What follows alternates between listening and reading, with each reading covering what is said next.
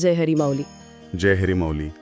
आज आपण एका खूप सुंदर अभंगावर बोलणार आहोत. म्हणजे त्याचे काही चरण आहेत आपल्याकडे. हो.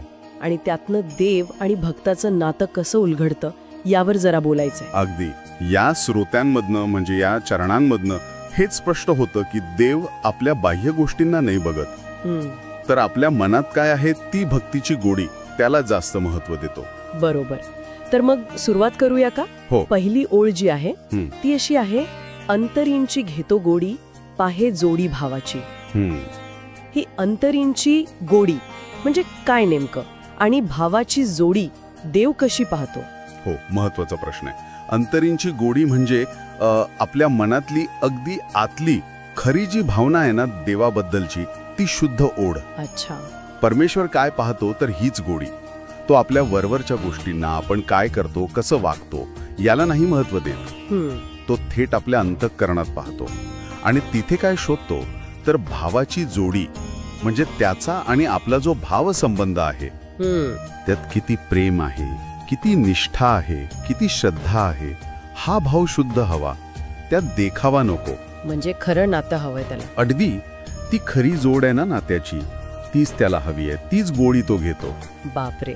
म्हणजे देव आपल्या अंतरंगाचा भुकेला आहे असं म्हणायला हरकत नाही. बरोबर. बाह्य गोष्टींचा नाही. खरंच किती सोपं आणि तरी किती गहन आहे. हो ना.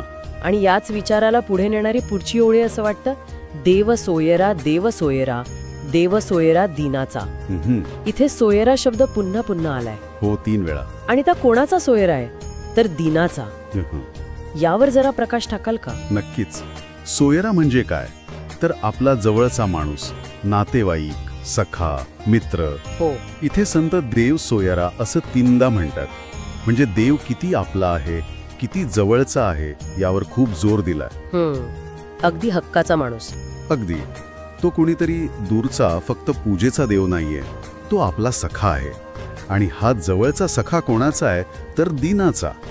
म्हणजे जे गरीब आहेत, नम्र आहेत, ज्यांना आधाराची गरज आहे. जे स्वतःला कमी समजतात कदाचित. बरोबर.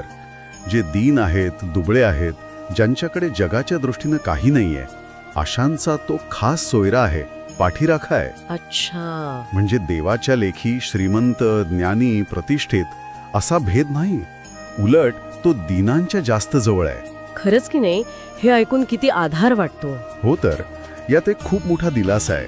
म्हणजे एकीकडे देव आपल्या मनातली खरी भक्तीची गोडी पाहतो. हो. आणि दुसरीकडे तो समाजातल्या सर्वात गरजू नम्र माणसाचा जवळचा मित्र आहे. अगदी. हे दोन्ही विचार एकत्र केले की भक्तीचा सारच मिळतं आपल्याला. देव अंतरंगाला महत्व देतो आणि तो दीनांचा वाली आहे. कर्मकांड किंवा मोठेपणा नाही, तर शुद्ध मन आणि शरणागती महत्वाची आहे. खरंय. तर आपल्या आजच्या या चर्चेतून हेच समोर आलं की देव आपल्या किती जवळ आहे आणि तो आपल्या खऱ्या भावनांना किती जपतो. बरोबर. भक्तीची खरी गोडी आणि दिनांचा सोयरा असलेला देव, हे विचार खूप महत्वाचे आहेत. पण मग एक विचार मनात येतो की देवाचं हे रूप जर आपल्याला कळलं तर आपल्या रोजच्या वागण्यात, म्हणजे इतरांशी वागताना काही बदल व्हायला हवा का? निश्चितच त्यावर विचार करायला हवा. जय हरी माऊली. जय हरी माऊली.